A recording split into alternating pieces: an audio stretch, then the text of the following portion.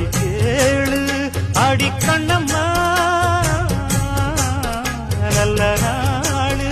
கொஞ்சம் சொல்லம்மா என்னம்மா கண்ணம்மா ஆலம் போல் வேலை போல் ஆலம் விழுது போல் ஆசை நெஞ்சில் நான்